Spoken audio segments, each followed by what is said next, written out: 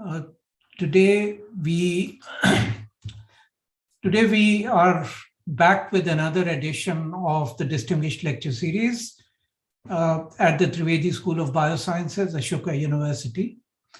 And in a long line of distinguished speakers, today we have Professor Ron Vale. Ron doesn't need much of an introduction, but let me just say very briefly that he's currently the Vice President of the Howard Hughes Medical Institute and Executive Director of its Genelia Farm campus. Ron was a professor at University of California, San Francisco, and his discoveries have led to the identification of how cargo moves in a cell, the motor proteins that we see today. And for those discoveries, he was given the Lasker Prize in 2012. Besides that, Ron is also a fellow of the American Academy of Sciences and the US National Academy of Sciences. But importantly, Ron has been a friend of India. He and a few others established the India Biosciences, as well as the Young India, as well as the Young Investigators meetings in India. And one of his passions is science education, biology education. So Ron, I don't know if Ashok Trivedi is online or not. Ashok, if you are, please log in because you wanted to say a few words before Ron gets started. I don't think Ashok is online. I can't see him. But maybe Ron, he will come back at the end and say a few words. So over to you, Ron. Okay, wonderful. Well, thank you, Shahid. And it's a great pleasure to be able to speak virtually at Ashoka University. Eventually, I'd like to come and visit sometime in person. And even with Ashoka, I think I have many connections. I've known Shahid for many years. And it was a pleasure to meet Ashok Trivedi when he was thinking about setting up the biology group at Ashoka. Anyway, I think it's a terrifically exciting new university, something very novel in India, and I'm sure will make a very important impact. So today, let me start by sharing my screen. So this is the title of my talk. I plan to frame it for a fairly broad audience. I heard there may likely be undergraduates listening to this seminar. So I thought I'd give you a fairly broad introduction and then describe to you some recent work that we've been doing in this area. So first of all, what I'm going to tell you about is how biological motion occurs. And this is a very familiar property. We're all familiar with animal movements. Of course, we move as well. I could have, for India, I could have got a tiger, I suppose. But, and also we know if we look under a microscope at any pond water, like Leeuwenhoek did many years ago, you can see that it's also filled with motion, various microorganisms that are moving to and fro. And in fact, I'll talk about this kind of motion later on in my talk. But then if you have an even more powerful microscope and you can look inside of these cells, what you see is that even the interior of cells is filled with various moving objects. I'll describe this more later, but this is now looking inside of an axon. And what you see here are various particles that are moving to and fro, and these elongate objects that you see here are mitochondria, which are also in motion. Or if you look at a cell that's dividing in mitosis, this is a fly embryo here, and the chromosomes are in green. And structures that I'll describe later, which are called microtubules, are in red. And here you can see that the chromosomes physically move apart from one another after the DNA replicates to segregate the genetic material. So how does all this motion occur? Well, to some extent, there's a relevant analogy to how we move things in our cities, which is that there are cargo containers here that are being moved by engines, in this case in automobiles. But if we look inside of the cell, we can see all kinds of other cargoes that Shahid described. There are various containers, which are membrane organelles or mitochondria. And these are also shipping goods from one place of the cell to another. And they're carried also by motors. In this case, biological motors, which are called motor proteins, that I'll describe to you and will be the subject of this particular talk. So there are many of these molecular machines that are called molecular motors. And even in human cells, there's close to 100 different types of molecular motors that are encoded by different genes. So one class of motors move along actin filaments, and these are the myosin motors. Of course, most familiar these are the motors that will cause your muscle to contract and also your heart to beat. But there are also numerous other kinds of myosin motors that are found in all cells that are performing other functions. And there's another class of motors, which will be the main subject of this talk, which operate on another track, which is a microtubule. And here there are two families of motors, one that are called kinesins, and that's displayed here in this movie. And there are another class called dyneins. And again, there are many of these different motors that carry out different motility functions inside of the cell. So you may ask, well, why do we care about them? Why should we try to understand them? Well, virtually any element of biology that you're interested in, whether it's cell biology or immunology or neurobiology or cancer, molecular motors play a very important role. And they're just fundamental to life, and they're fundamental to the workings of any cell. Second of all, as you know, there are many different proteins that are found inside of cells. I mean, genes encode for protein machines. Humans have about 20,000 of these different protein machines. And in addition to understanding genes, not just as transcriptional entities, but we also need to understand how these machines work. So the cytoskeletal motor proteins that I showed you, we made a lot of progress to understand how these machines actually work, as I'll describe. And this has informed our understanding of how lots of proteins work, and also have given rise to methodologies for studying many different types of proteins. These proteins molecular motors are also very important in medicine. There are many genetic diseases that involve mutations in molecular motors or proteins that are associated with regulating molecular motors.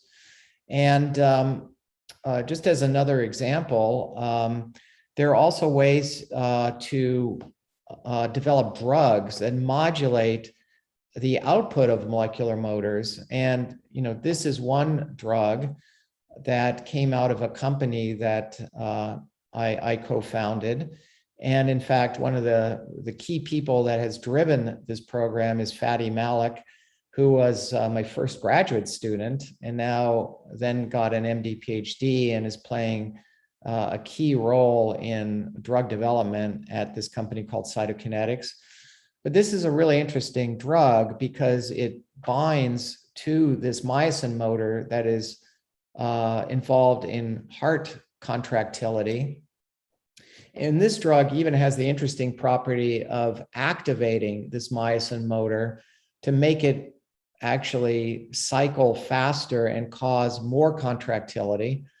And this, we believe, will, and this is actually kind of in the final stage right now where it's being developed and worked on with the FDA for approval for patients right now.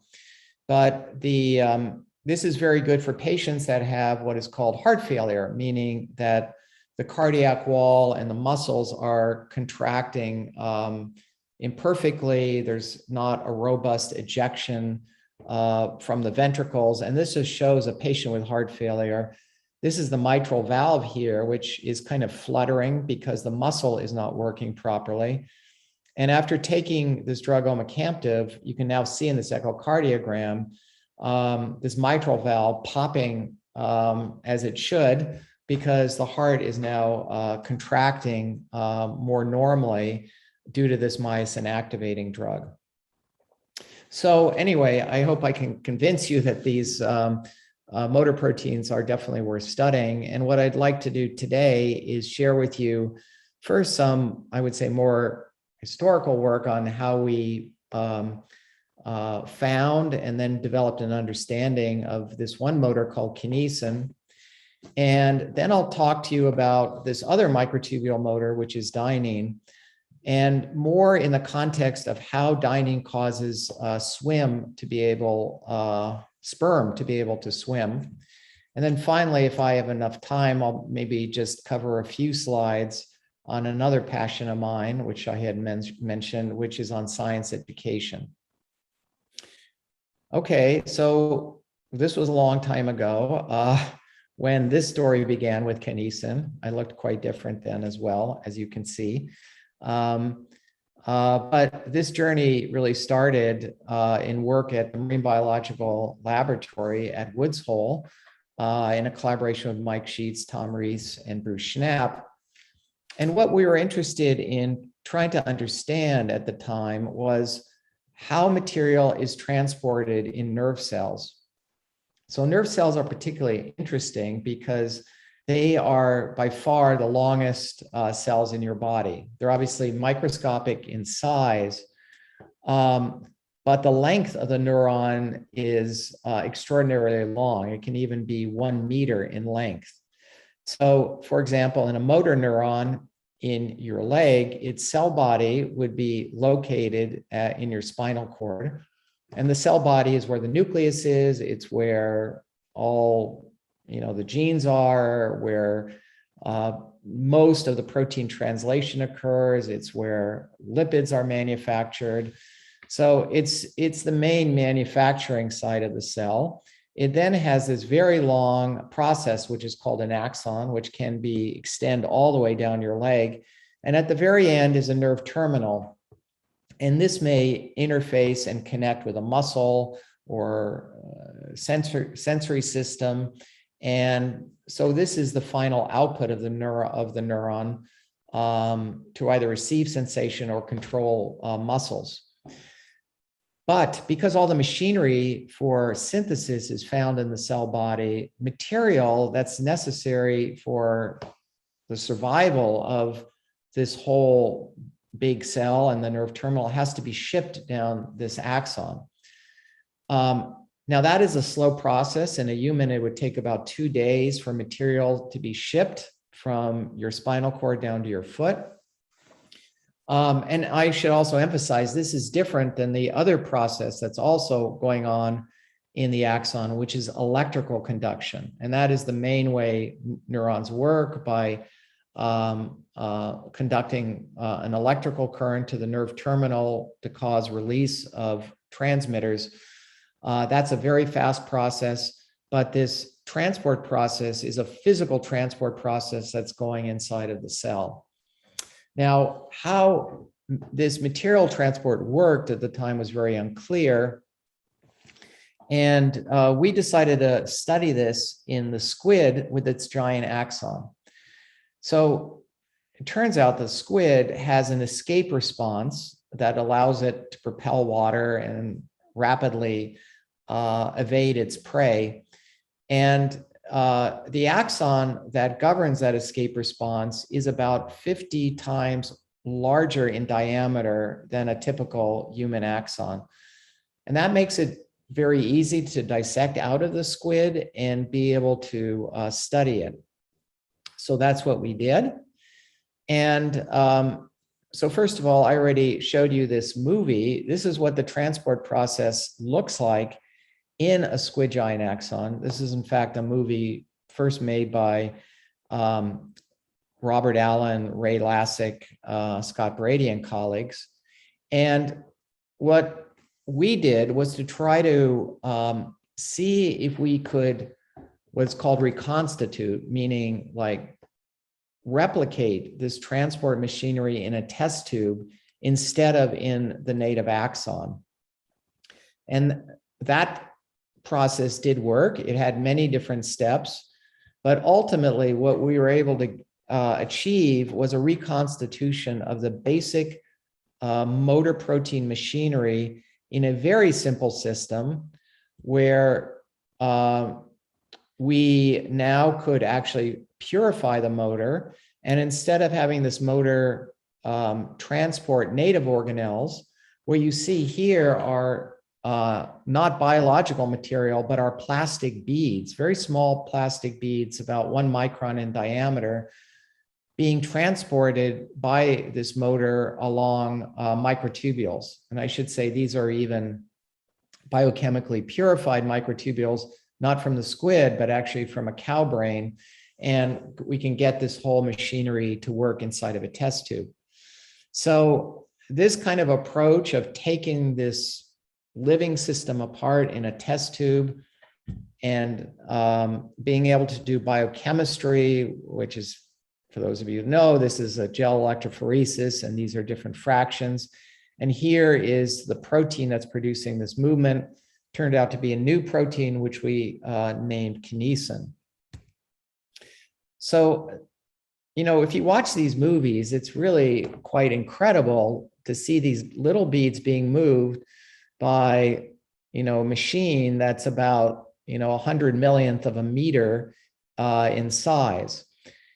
And then the question is, you know, can we figure out how this machine is actually producing this motion? So over the next few years, there were several techniques that proved to be really important to answer this question. So one are different kinds of ways of, you know, studying this motility in the test tube. And I'll show you some other examples of this. Second were single molecule assays. And it turns out that, you know, the motor proteins, even kinesin, were the first proteins that were studied at the single molecule level after ion channels were recorded by Nair and colleagues many years ago with patch clamping. This was very powerful for understanding like the biochemistry of these machines. And also we needed to know what these machines look like through atomic structures. So I'll go through this with you now. So I showed you this movie already. This was the movement of a bead being transported by a motor. But of course, in this case, the motor is completely invisible because it's too small to see, much smaller than a bead. So to directly visualize the motor, when I was on sabbatical in Japan in Toshio Yanagita's lab, we got rid of the bead and put a fluorescent dye on this motor protein, and using a technique that was relatively new at the time called total internal reflection fluorescence microscopy, which is now commonly used, we could see the fluorescence associated with a single dye attached to a single motor.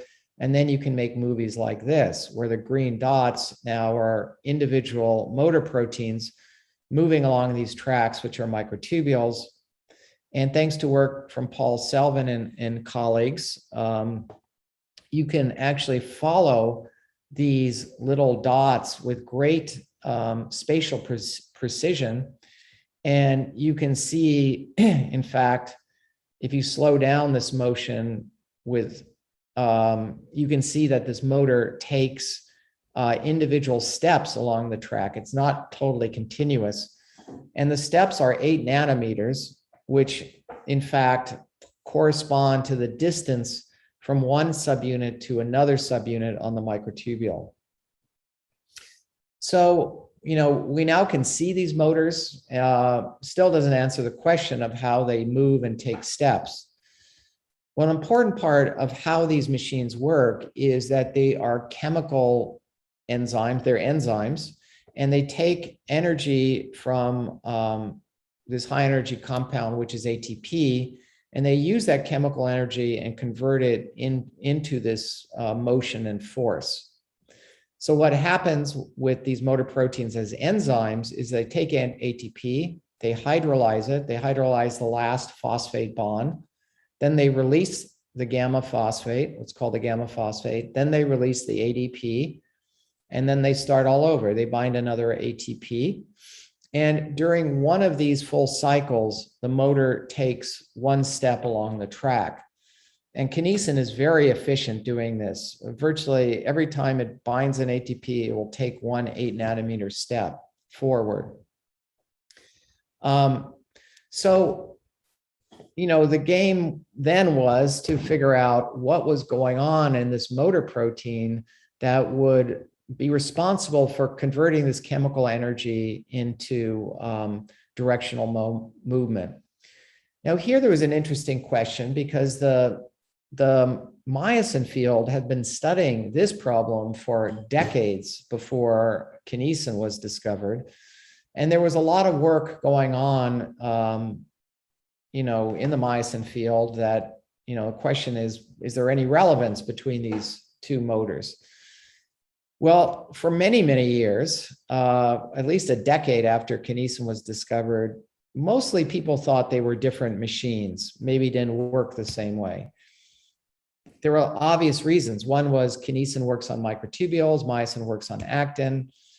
If you looked at the size of these the motor domains, they're responsible for the movement, they're very different sizes.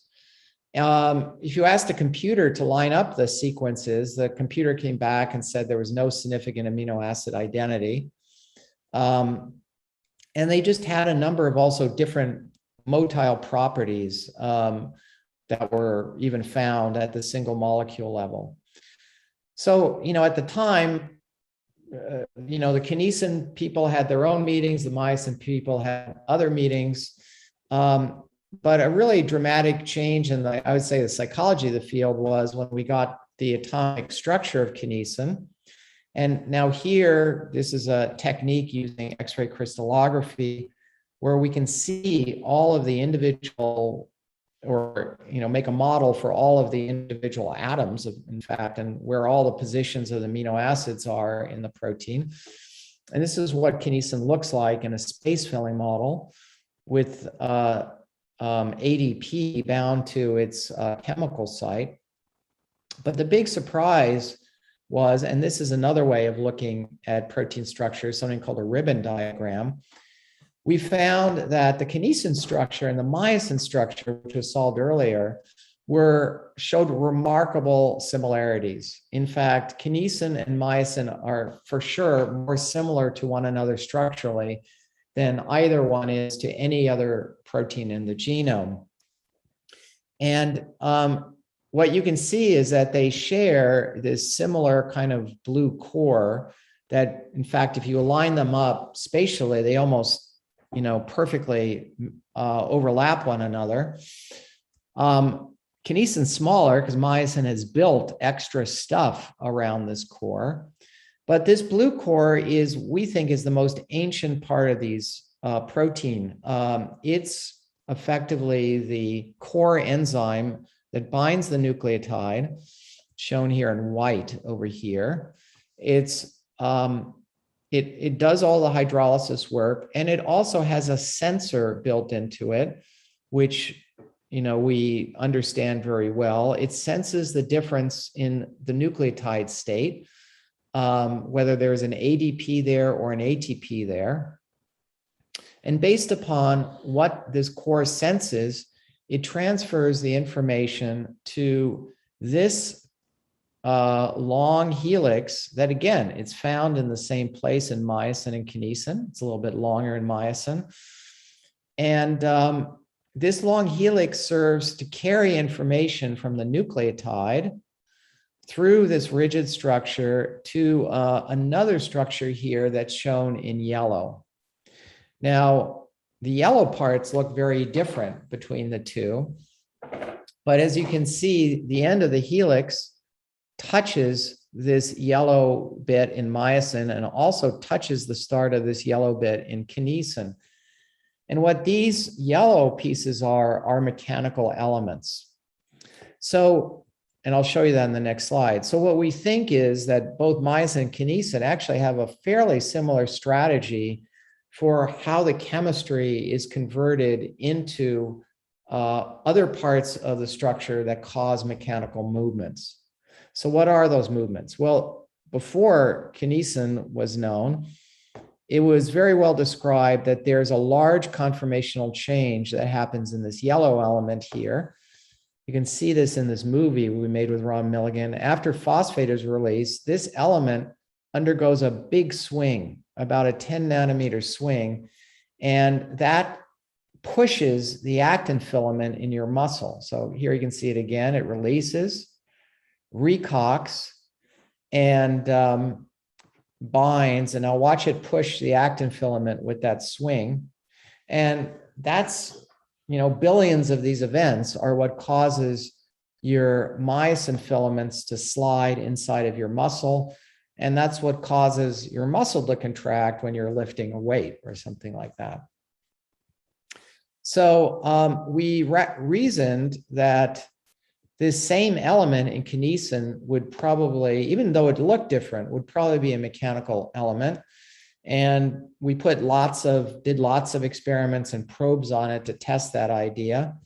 But one thing, even from this crystal structure, what we knew, I should say, is that we had, one state of what the motor protein looked like. That is, this state over here that you see. But just like myosin, we knew it had to change its structure. So, an analogy here is, the way you get one snapshot. This was of a horse that's moving, and this was a famous movie that was done in the late 19th century. From one snapshot, it's hard to tell how the horse actually uses its legs for movement. But if you got a series of snapshots, you can then begin to understand the mechanics of, how the horse actually is able to gallop. And that was kind of the next goal of the whole field, some in our lab, some others, but to really understand this whole cycle. And eventually that is, what our lab focused on with, and other work in the field, we're able to come across with this movie. Now, here is that little element here shown zippered up, as I showed you in the crystal structure, but here it is detached. And when ATP binds, it causes this zippering of this little element here called a neck linker onto the side of the motor. So here it is again, ATP comes in, the zippering occurs. And what that does is it pulls the head from the partner head from a rear side to a forward side. So I often like to use the analogy, it's like a judo expert. The arm may be somewhat small, but if you use it right and leverage it right, you can toss a partner from a rear side to a forward side through the movement of the arm, just like this. All right, so, that was about 15 years of work with Kinesin. We then decided to tackle another motor protein, which was Dynein. It also moves along a microtubule, but it moves in the opposite direction to Kinesin. So in that example of axonal transport that I gave you, Kinesin is a one-way motor. It moves objects from the cell body along microtubules to the nerve terminal, and Dynein moves cargo in the opposite direction. So between two of them, there's a bidirectional highway going on in your axon. The reason why Dynein was much farther behind myosin and kinesin even though it was discovered first by Ian Gibbons in 1963, was that it's a big protein. It's one of the largest genes in the genome. And in fact, this just shows part of that gene. This is just the motor domain that's involved in the motility of dynein. And this just shows it in size comparison to kinesin. So it's really bigger than kinesins, bigger than myosin. And therefore, it's just hard to study by a lot of our protein chemistry techniques. But there was a really fantastic group of people in the lab for a while that invested their time and energy on working on dynein. And it was a great pleasure also to work with Ian Gibbons on this as well. And many of these, I won't really go through all the work because I want to tell you about some more recent work in the lab. But all of these individuals developed a lot of the assays and the structural biology. They then went off to their own labs and have all been incredibly successful, continuing their own investigations of dynein. But in terms of mechanism, I can just summarize the work that we think that dynein is really very different. So here are the two motor domains of dynein. And one thing is we think that they're really unconnected now from one another, unlike kinesin. Now, first of all, here is the mechanical element of dynein. And it also has two states, this yellow state and a red state. And you can see that here. This is one nucleotide state, and it now exchanged for ATP. And in this red state, it thrusts this long object, which has this long stalk and a microtubule binding domain, thrusts it forward. And that allows the microtubule binding domain to attach. But whoa, what happened there? Sometimes this dynein motor actually moves backwards. Sometimes it actually can even switch to different protofilaments. So the dynein motor even takes about 25% backward steps, unlike the very tight coupling of kinesin. So it's a very, very different structural mechanism from kinesin. And interestingly, although kinesin and dynein both work on microtubules, and I told you that kinesin and myosin are related, dynein has no evolutionary relationship to either kinesin and myosin. It came from a whole other class of ring-like ATPases that are called AAA ATPases. And, it just evolved a very different mechanism for moving along a track.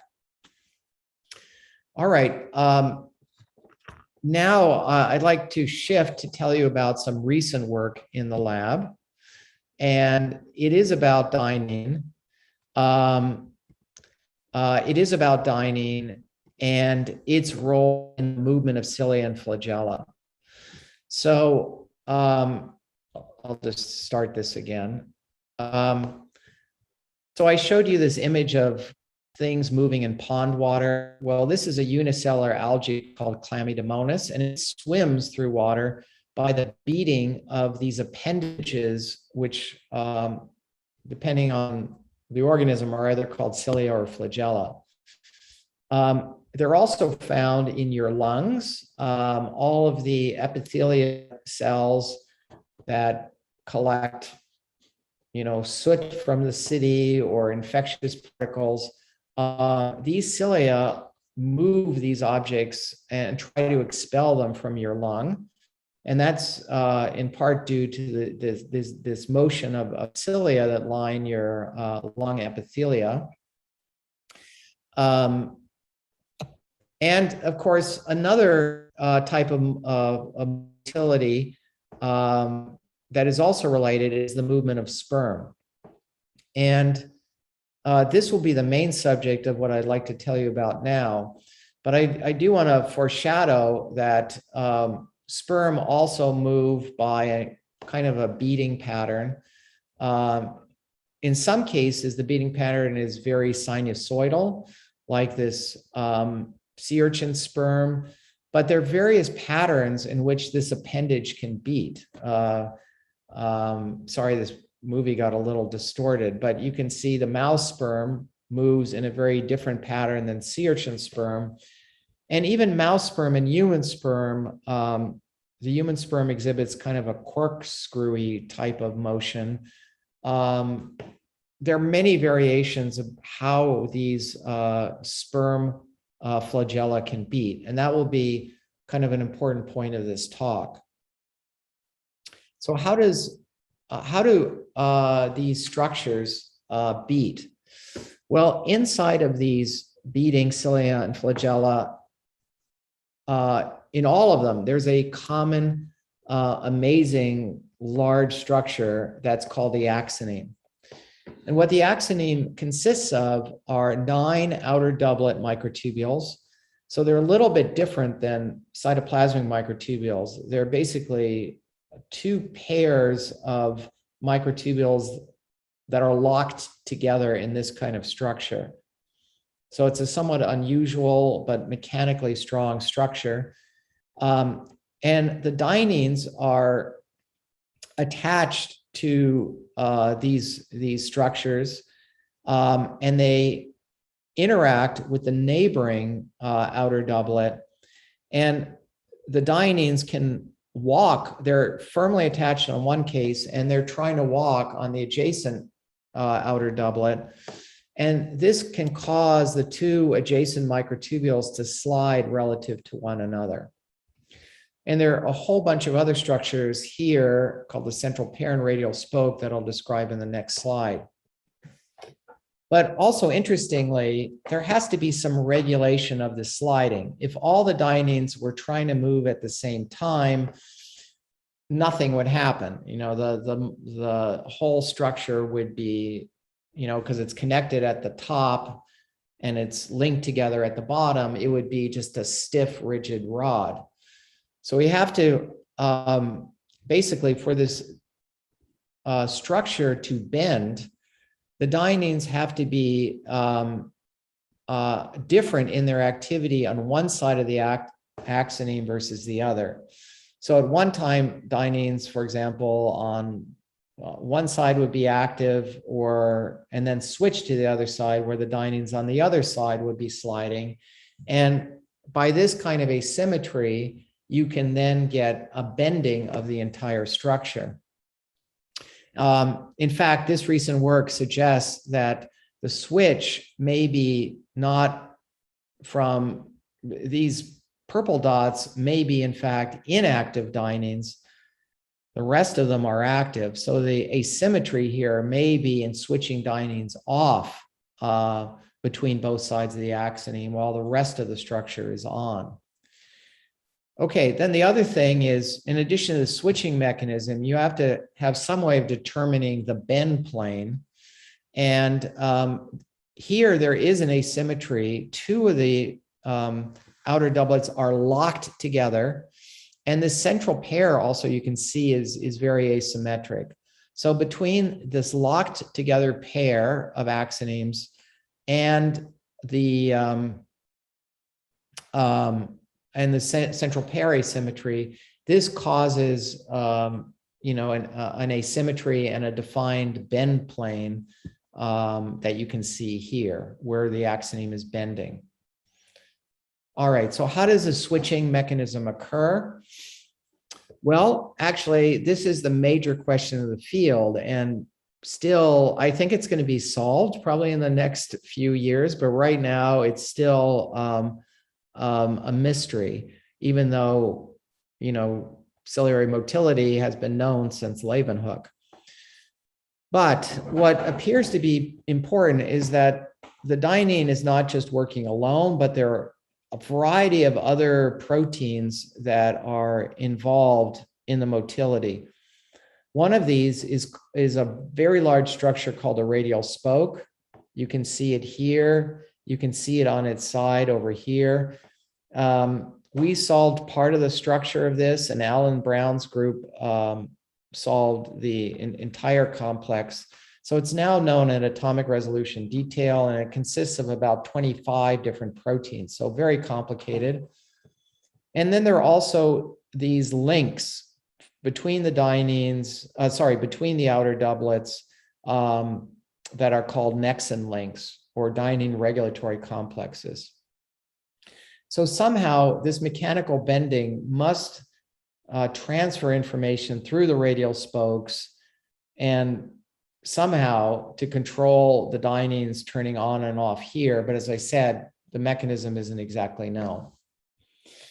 But what I would tell you about what we do know from unicellular organisms and also from other kinds of cilia that have been studied so far is that this regulatory complex and the dyneins between the 9 outer doublets, they look identical to one another. So if you look at high resolution in Clammydemonis or Tetrahymena, or it looks to be even mammalian cilia like in your trachea, these 9 outer doublets, look all the same. And the only thing that's asymmetric is what I showed you before, this little locking complex and this central pair region.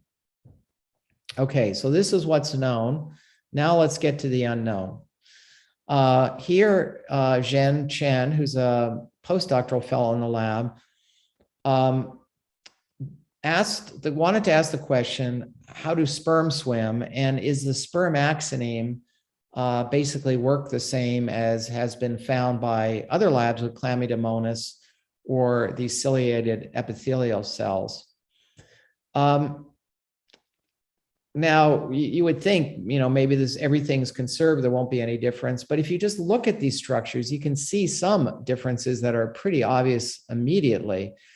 Most of these unicellular organisms or the cilia and epithelia, the structures are very small. They're about, the appendage of the axoneme is about 10 microns, whereas a sperm, it's about 10-fold bigger. And I also showed you that the swimming pattern of these, the sperm also looks different than many of these other organisms. So it was a reasonable question to ask about the sperm axoneme. Now, of course, there has been previous work on it, but it's been fairly low resolution. But this just kind of summarizes past work. This is what a sperm looks like. It actually has different zones in it. The axoneme is all in green, but the different parts also have somewhat different structures. This is what's called the midpiece. And you can see that the axoneme here is surrounded by this large complex of mitochondria and these dense outer fibers. So it's much wider in diameter than typical flagella or cilia from other organisms, in addition to being longer. So, but otherwise, the central part looks almost identical to one another. The central part of these outer doublets has the same diameter, looks largely the same. But Zhen wanted to get the structure as much higher resolution. And now a way to do this is with a technique called Cryo Em Tomography, where you freeze the sperm to preserve the structure.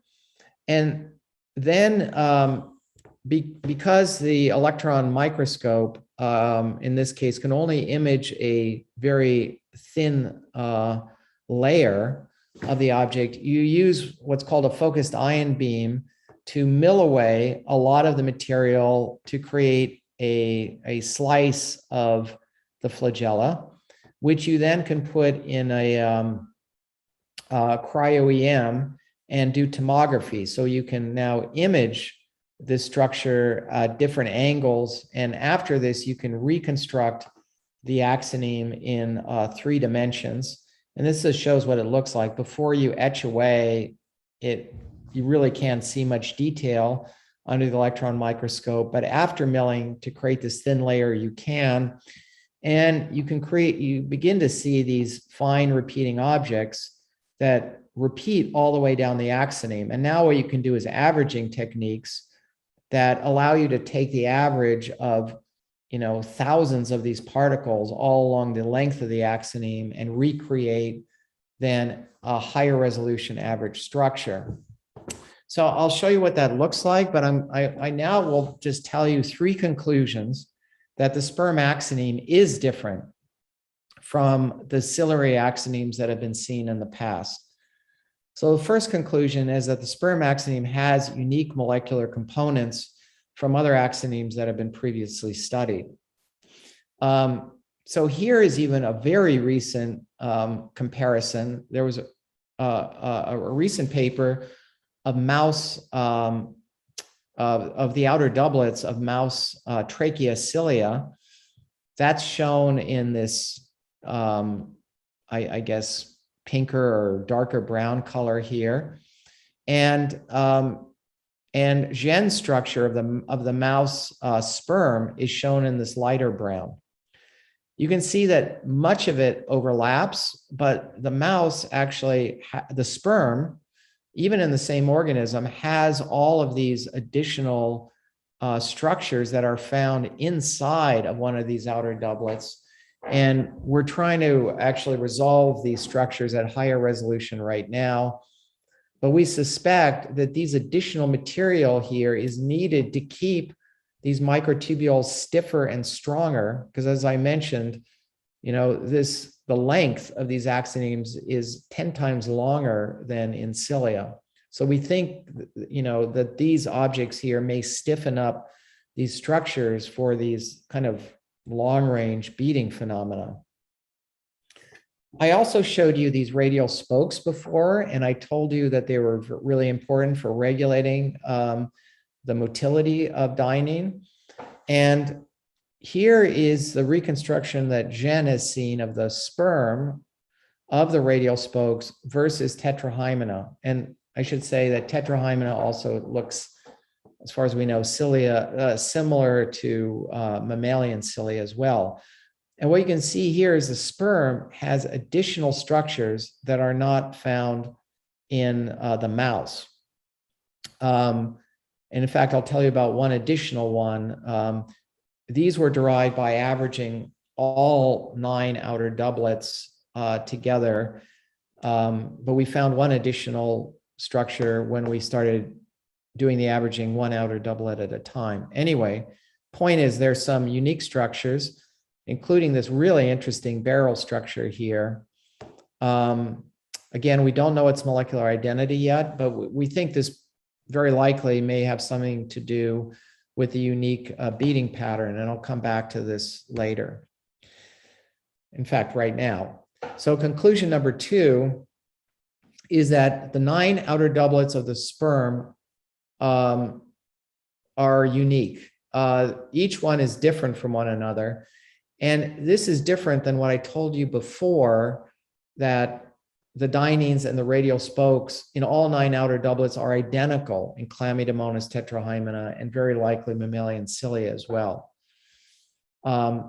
Okay, so what did Jen find in the sperm? Well, he did find that some things are the same in all 9 outer doublets, and those are the dyneins, the motors.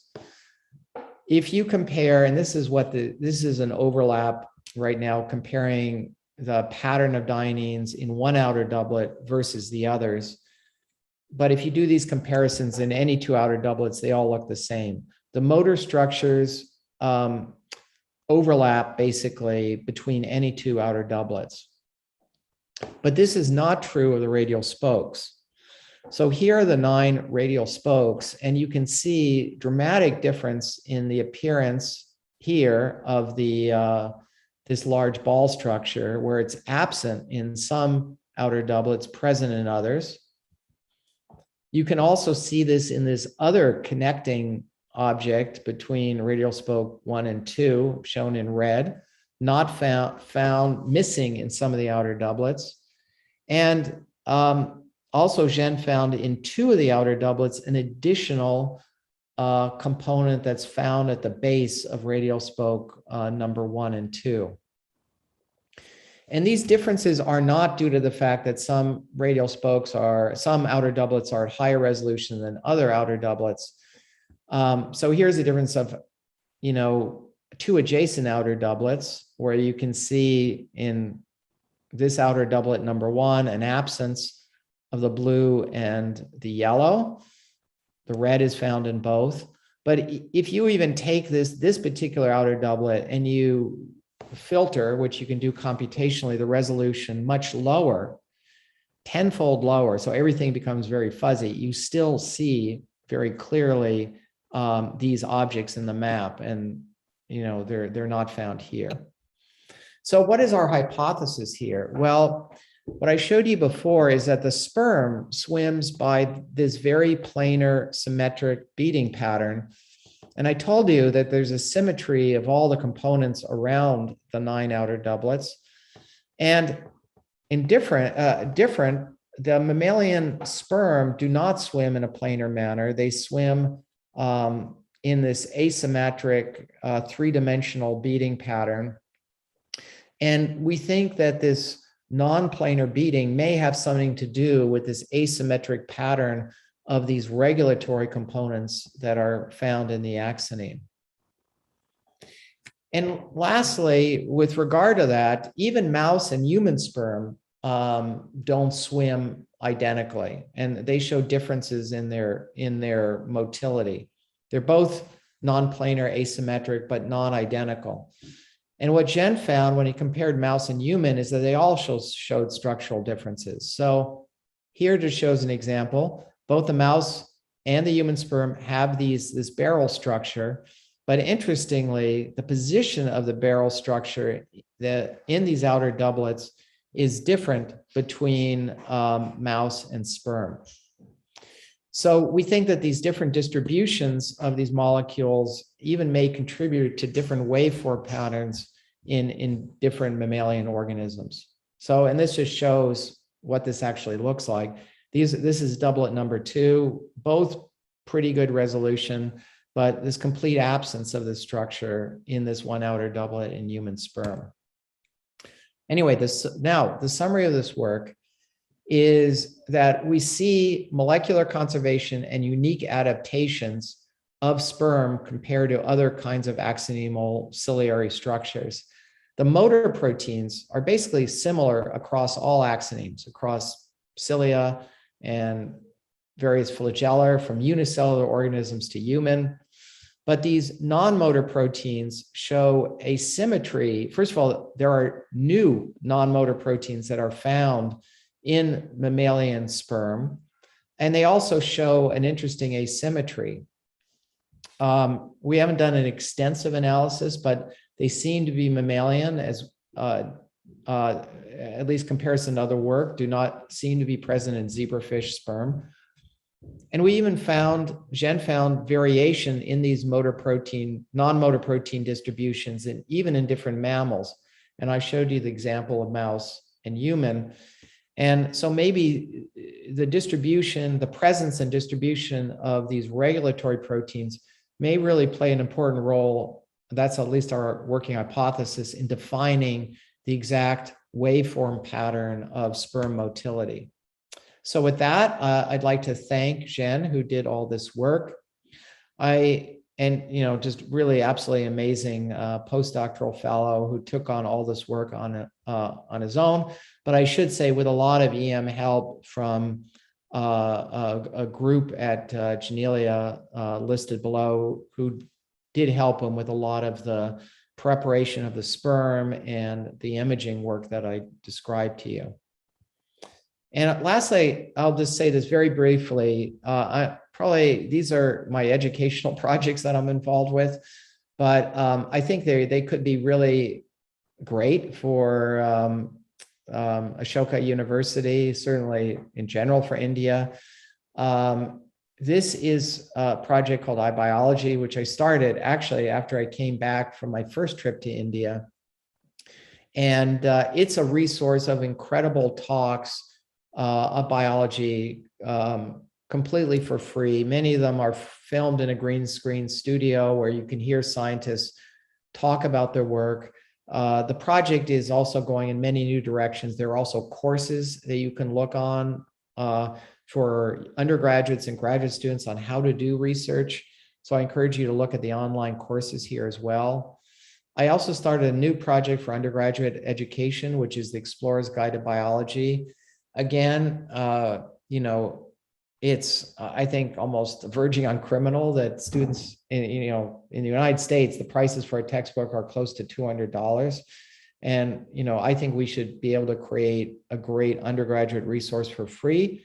In addition, I think we're teaching biology all wrong in many ways. We're just presenting it as a sea of facts.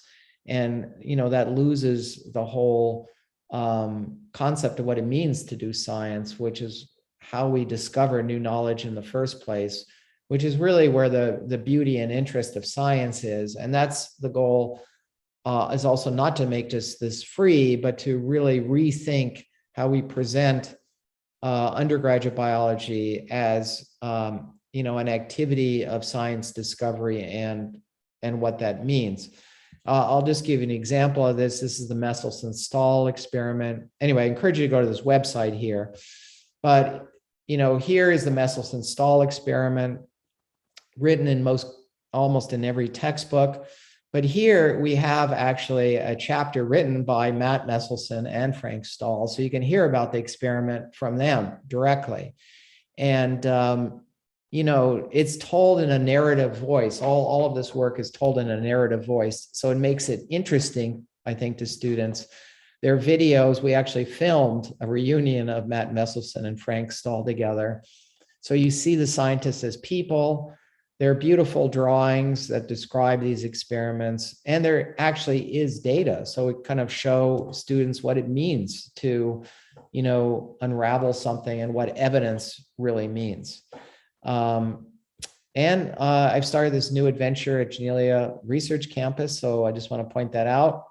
And it is an amazing place to consider doing research work for you in the future. So with that, I will stop, and I am very happy to answer any questions. Thank you very much, Ron. What a fantastic talk with high quality science and a passion for teaching and learning. So I understand Ashok is online. He wants to say a few things, and then I'll open for question and answer. And the way we will do this is you raise your hand, and then you'll be asked to turn on your audio and video and ask a question. Ashok, over to you. Yes, thank you. Thank you, Shahid, and thank you, Ron, for this wonderful lecture. Pre-COVID times, I think it was summer of 2019, when we conceived this idea of starting a School of Biosciences at Ashoka. And at that time, I decided that we should have a very high quality scientific advisory board. Needless to say, the first person came on board was Venki Ramakrishnan, who's at Cambridge University now. So he came on board, then he introduced me to Ron by email introduction. At the time, Ron was in Europe. So we exchanged a few emails and finally decided to meet at Cape Cod, where he has a summer home. And so I went there, we met, and Ron was very gracious, and he convinced me that I should stay in his summer home. So we spent their time at his home, met his lovely wife, Karen, and we spent a lot of time together, had dinner there in a nice restaurant in Cape Cod. And I vividly remember. And after that, before I came back to Pittsburgh, he was also on board. So Ron literally came on the Mayflower boat of School of Biosciences. Later, we had late that summer, we had a 2 days brainstorming session in London, where Venki and Ron and Ashish and a few other people from Ashoka also came over. Shahid moderated that meeting, and it was that 2 days of brainstorming session gave us lots of ideas because we were looking for what to do, and many of those ideas which were generated, we later on implemented in the School of Biosciences. So I really want to thank Ron for coming on board, and obviously, and Ron, both Ron and Venki, emphasize that in the school which we are opening, we have to focus on both research side and also in teaching excellence. And Ron is good in both, okay? So he gave some wonderful idea about teaching, which he talked about, which contributions he has made. So I really, Ron, thank for coming on board, and thank for supporting Ashoka University and as well as School of Biosciences. Okay, over to you. Thank you, Ashok. Well, I think everyone should thank you, Ashok, for your, your passion for creating this school in the first place. And I must say it was great pleasure to meet you. And, also, in every conversation I have with you, I really feel your passion for developing this biological science division at Ashoka. And I know you're trying to create something of lasting importance and something very, very special. So I think everyone on this call should, feel gratitude to your efforts here. And I would say that I am spending Thanksgiving at the house where you stayed. You can see that from the sea urchins, horseshoe crabs. And yeah, so that's where we're spending a week here. And it was a real delight to have you stay with us. And we remember that visit very well. And you're always welcome here. So feel free to Thank you. Ron, don't give this invitations lightly. I might show up, okay? I don't give invitations lightly, but it was delightful having you. So please I had such a great time. So anyways, I always believed, actually talking to Ron and Ranky and other scientists, and my ideas got solidified that biological sciences are going to be the science of 21st century. And COVID, I think, accelerated all that. And it is really it's like on a Moore's law on a steroid now.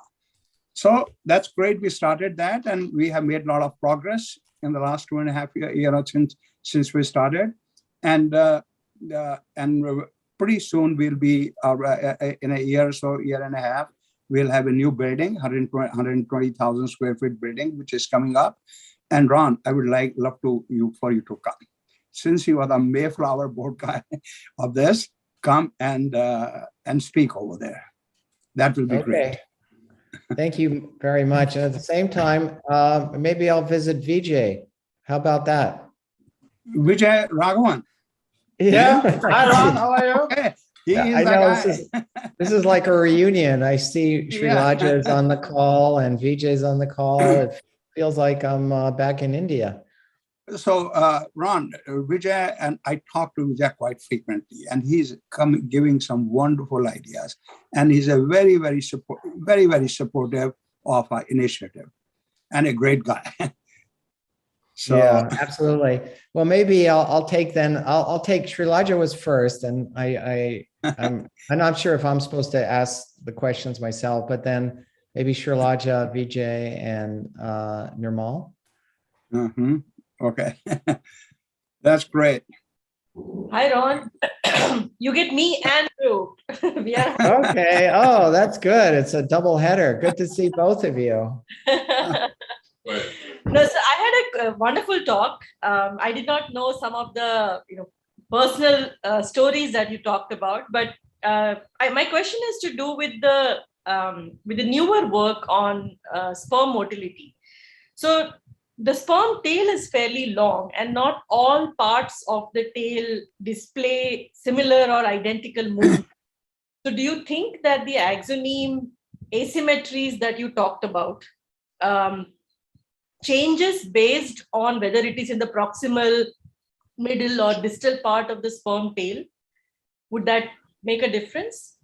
Yeah, it's a great question. So as Srilaja is saying, that the sperm is so long that, the proximal and very distal and middle pieces are different. We haven't fully analyzed this so that hasn't been the full focus. It looks like that asymmetry, though, that I showed for some of those proteins is, I think, is found throughout. Okay. There may be some other differences. Of course, structurally, beyond the axoneme, they're very different. I showed you that just in terms of the fibers that surround the axoneme and the mitochondria. So there are these extra axonemal structures that are very different. But it is interesting how this whole axoneme even, how does it maintain these boundaries and, these different parts? Yes. Yeah, so we haven't really focused on that yet, but that might be something that Jen will focus on in the future. And this guy in the background, Roop there, has done amazing work on Dynein. So I didn't really focus on Dynein mechanism, but Roop's been a big leader in that whole area. And it's really awesome to see both of you.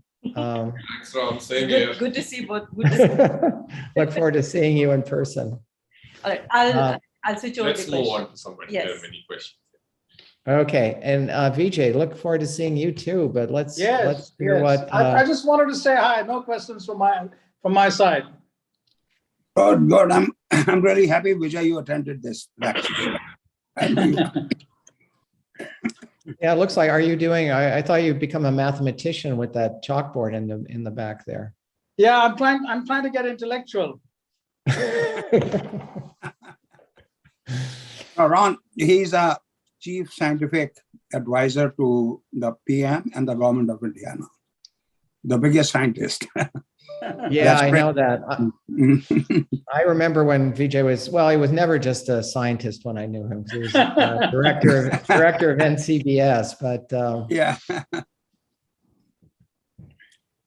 Yeah, maybe you can, I don't know what we can, scientific director for the world. That will be next after. Okay. The world needs that too. So anyway, good to see you, Vijay, and I do hope to connect with you. And I'm in near Washington D.C. So if you're making out here, I'm 15 minutes from the airport. Wonderful. Nirmal, please go ahead, ask your question.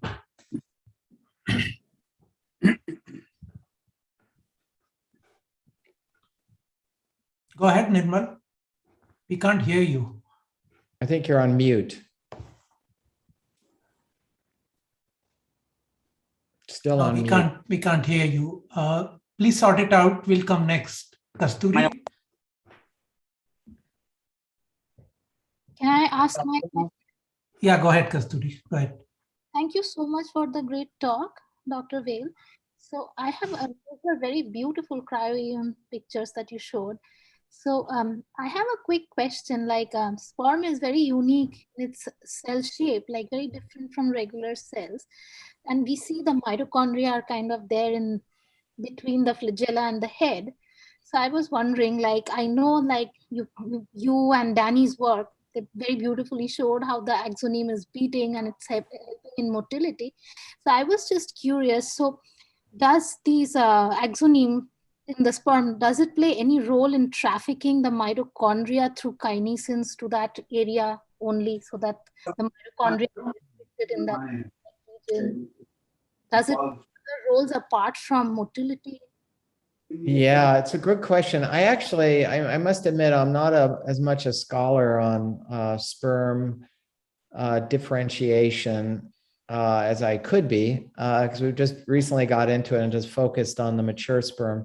So maybe someone else on the call knows that. I mean, oftentimes motors are involved in any asymmetry or moving things to particular regions. And I don't know in this case, like the origin of how the mitochondria get there. So it's a great question. The answer may be yes, but I don't know the answer to that. Like the neuron, like in the neuron, like you have trafficking of organelles on these like structures, and even the unconventional myosin, like. Yeah. So I was just wondering how all of the mitochondria end up just in that localized. Yeah. Yeah, it's a great question. I don't know the answer to that. I should say in general, there is a trafficking system that is called interflagellar transport, and it's somewhat analogous to axonal transport. And even in mature axonemes or beating or non-motile or non-motile, there's a dynein and kinesin system. It uses different dyneins. It uses also a special kind of kinesin, and it's moving molecules, more protein complexes up and down between the base and the tip. So that's a whole other trafficking system, really fascinating. A lot of people working on it. It's getting better and better understood, but I don't know specifically about a mitochondria. Anyway, it's a great question. So thank you for that. Thank you for your Nirmal, let's see if you can ask your question. Am I audible? Yes, go ahead. Okay. Yeah, very nice talk, sir. So I wanted to know that I'm working on influenza virus, endocytosis. So in that, what happens, the virus is endocytosis, plasmid-mediated endocytosis, and after that it travels first on the actin filament, which is in the cell periphery, and then this cargo, which encloses the influenza virus, that is shifted to microtubule tract to move towards the nucleus. So I was just interested to know that how this movement, the cargo shifting from actin filament to microtubule filament, the shifting of these motors from myosin motor to dynein motor, how it takes place. Right. Well, maybe there are two answers to your question. One is that, all endocytic trafficking switches from actin, because the actin cortex is the cortex is very rich with actin. So, it is thought that there is a general kind of actin to microtubule motor switch, if you'd like. Now, viruses are a whole other topic unto themselves, because viruses in general, and probably everyone is different, use motor proteins or hijack them for different reasons. In some cases, it's thought that they're like these viral factories that form in the cytoplasm where everything's clustered. Their localization may involve trafficking with motors. In other cases, well-known cases, viruses hijack, for example, chicken pox, the way you get shingles, or rabies transfers between neurons in the body. Those are, again, examples of, virus, either naked in some cases or encapsulated in membranes, getting to destinations by hijacking motile machinery. So it's a very active field. There's probably Michael Way, for example, has been studying this quite a bit for different viruses. So yes, the answer is that, it's not like there's a universal thing that viruses do, but, that's what viruses are good at. They hijack things of cellular machinery, and for sure they do a lot of hijacking of intracellular motile machinery as well. So thank you for that question. You may want to mute, because I think there's a buzz in the back on your line. Yeah. Hi, Ron. G2 here. Hello, I recognize you. Yeah, good. Shahid asked me to ask the next question because he said he was stepping out. So I'll go ahead and do that. Actually, it was more a comment than a question, and something that I was hoping Vijay would also hear, but I think he stepped out. I think what you talked about, in the beginning was about just the sheer thrill and just the absolute fascination of discovery and the excitement of discovery, and then the consequences of that. I mean, uncovering machinery, mechanism, and of course, at the end, the idea that you could actually translate that into something that could also be of some, medical significance. And perhaps it'll work maybe, and perhaps it will not. But I think this whole journey is not something that one can sort of dictate as a from top down, right? I mean, it wasn't that you wanted to discover how heart failure might be prevented that you started out with your motor exploration. So I think maybe useful to, I feel it'll be useful if you could say a few words about how science and translation connect to each other, because at the moment the atmosphere seems to be that no science is useful unless it can be translated. And I think it's an important thing that we should, as scientists, at least think about and discuss. Yeah. Well, thank you for bringing that up, G2. I think this is also something where we're kind of falling into this trap too in the United States as well. You can argue to which degree, but I think I totally agree with you that I think the rush to translation is, really,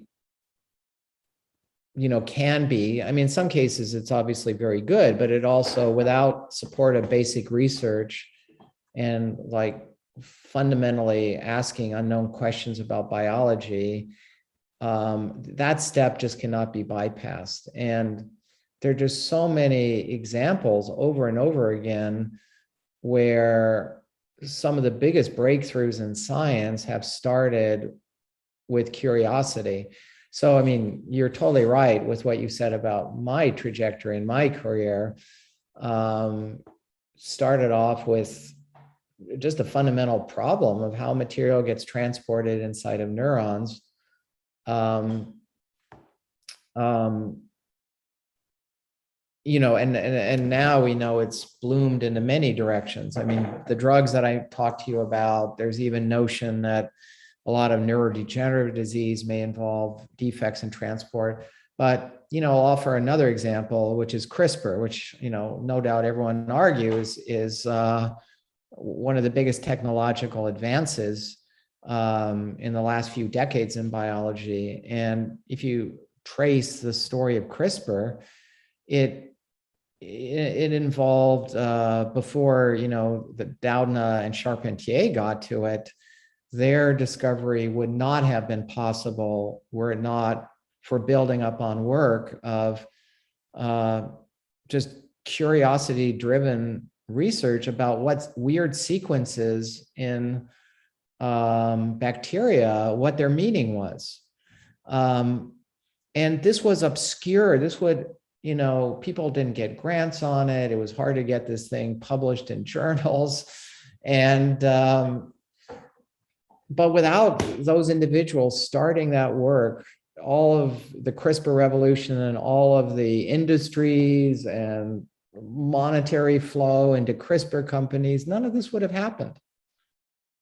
And I think you could, every example, I think if you look at some cool new, big, explosive, even biotech area or whatever, it traces back to some, foundational breakthrough that arose from some new understanding about biology.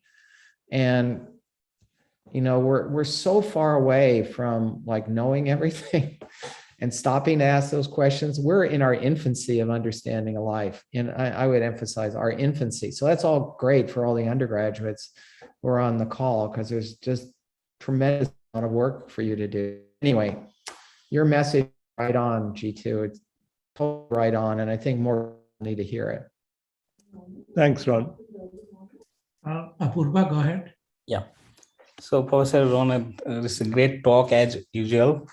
So I have one question related to the mobility of those pumps. And you showed that mitochondria, of course, that is there. And then is there number of mitochondria that varies depending on what kind of sperm, or mitochondrial biogenesis that also changes depending on what kind of sperm we are studying, and maybe number of ATP generation. So anybody has looked on these? Not I'm aware, but I'm after this call, I'm going to do a lot more learning about like sperm differentiation, because there are many other questions I don't know the answer to. But that said, like, so sperm are incredibly interesting in their morphology in general. They are one of the most morphologically diverse cells anywhere. So even if you look at, they're all sperm, right? So they're delivering a genome. But if you look at their shape and size and, kind of the way their head is structured, the way the flagella is structured, probably the mitochondria too, it's really different. I mean, I showed you an example in between mouse and human, but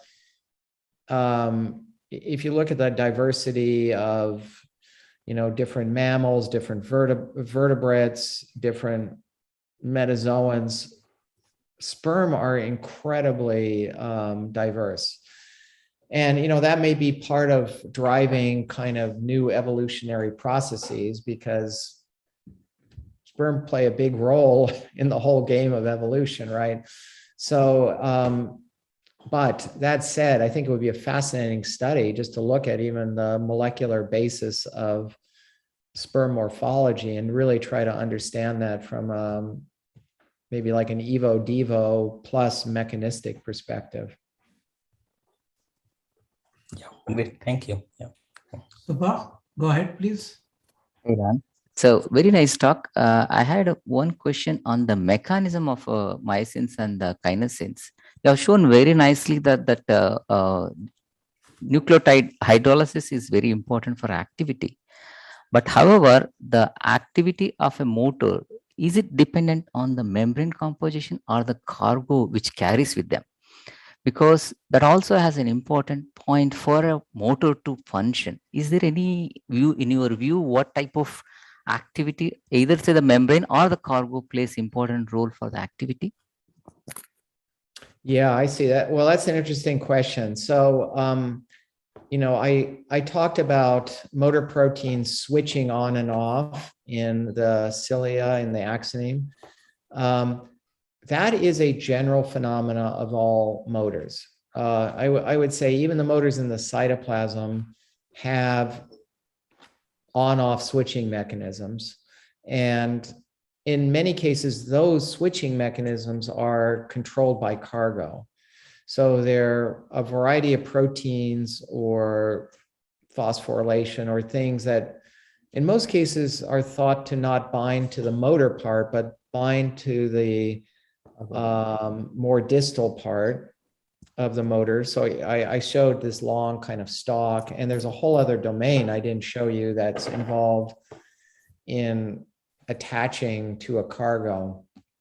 And many of these motors, although there's a diversity of mechanisms, but they are either in a conformational state that needs to be switched, or part of the tail of the motor binds to the head and turns it off. In some cases, the motors are monomers and need to be brought together as dimers. So there's really an amazing diversity of how motors are turned on and off. And that is where the variation in the cargo fits in. Interestingly, I mean, maybe other folks in the motor field, maybe Roop disagrees, but I think once the motor is on, and you can turn it on in different ways by inactivating the off mechanism, the motor doesn't really know whether there's a cargo there or not. And, that's why it transports the plastic beads, like similar to an organelle. So that's, I think, the answer, that most of the regulation is on, off, or something, but the details of the biophysics of the motor, once it's on, it just like does its little walking scheme. So membrane doesn't have any influence, what you say? Membrane has influence on the shutting on it. the turning on and off of the motor primarily, I would say. And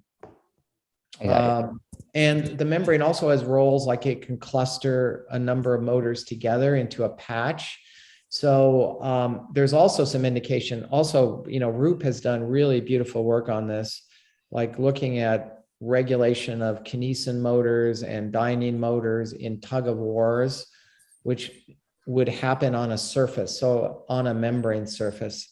So membranes can create more complicated environments where there are multiple motors now interacting.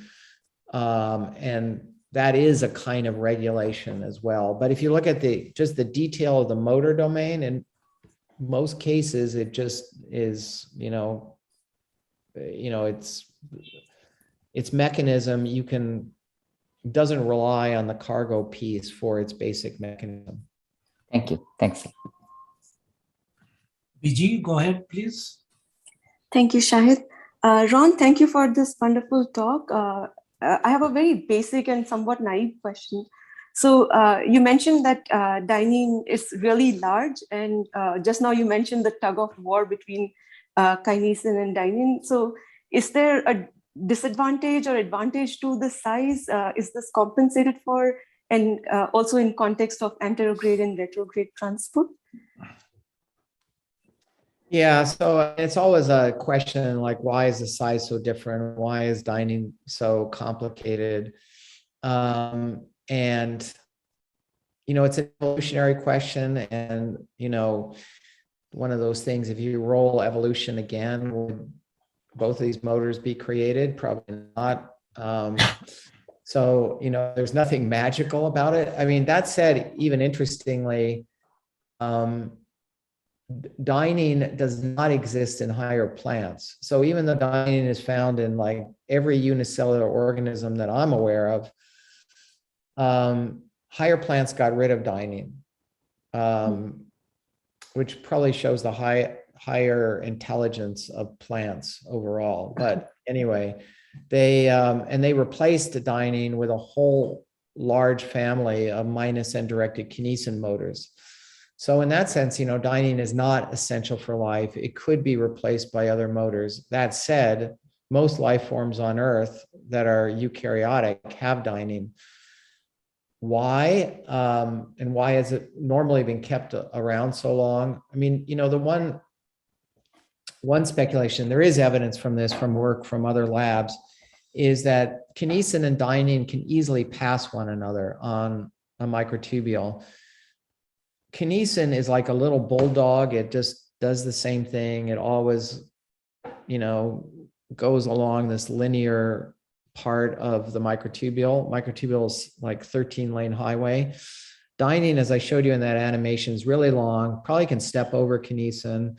It does a good job moving around from one track, subtrack on the microtubule, it's called a protofilament, to another. So there is indication that the two in combination may be able to pass each other well on these highways. And, maybe that's a reason why Dynein is so big and it has this long leg and it's a little bit sloppy in how it moves. But, that's a speculation, but there is some data that supports that. Thank you. Okay, I don't see any other hands. And Ron, we are getting close to the allotted 90 minutes. So yes, let me just close it with our sincere thanks again for you to find time to come and give this talk. And to those of you who have been listening to these talks every month, this is to let you know that in December, we are not going to have any talks. But hopefully we'll come back in the new year with a fresh set of talks.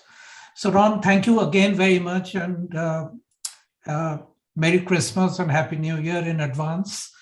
And to all of you, a very happy, healthy, and productive New Year. Thank you very much. Good night. Bye. Great. Thank you for the invitation. Good to see many of my friends in India, anyway, wish all the best to Ashoka and the new biology program there. Bye, Ron. Thanks. Thank you, Ron. Bye. Okay. Bye. Nice seeing you. Bye-bye. And bye, Ashok. Nice seeing you too. And VJ. GK. Bye. Bye-bye. Bye, Ron.